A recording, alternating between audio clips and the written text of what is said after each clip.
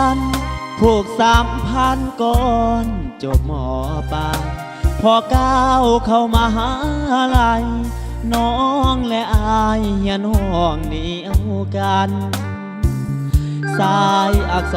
รศาสตร์ยังสืบต่อความสัมพันธ์เวลาผ่านไปบ่นานน้องนั้นก็เริ่มเปลี่ยนไปมีสายคนใหม่เข้ามาเอาใจน้องนาง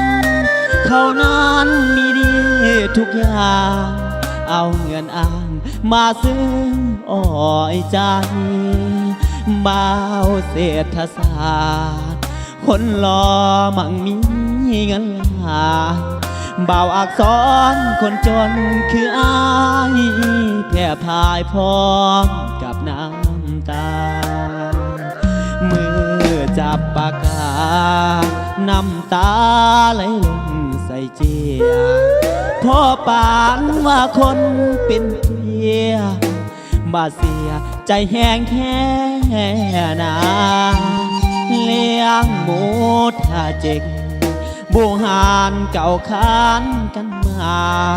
โพดถือกับดวงสาตาหากน้องมาบ่ได้คู่ครองไว้พรให้น้อง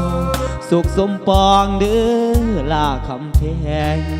อายบ่มีเงินไปแข่ง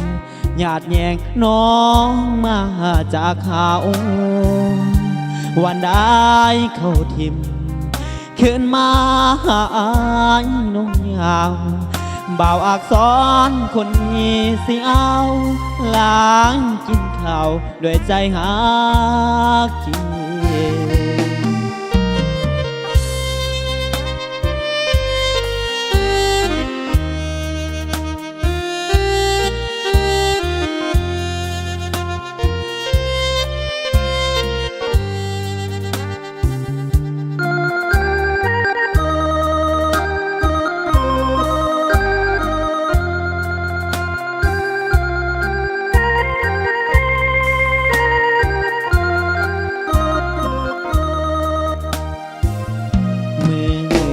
ปากกาน้ำตาไหลลงใส่เจียพ่อปานว่าคนเป็นเปียมาเสียใจแห้งแห้นาเลี้ยงหมูท่าเจ็กโบหานเก่าขานกันมาโพดถือกับดวงสาตาหากน้องมาบ่ได้คู่ครองไว้พรให้น้องสุขสมปองเด้อลาคำแพงอายบ่มีเงินไปแข่งญาติแยงน้องมาจากเขาวันอายเข้าทิมขึ้นมาหาอายน้องเงาบ่าวอักษรคนนี้สิเอา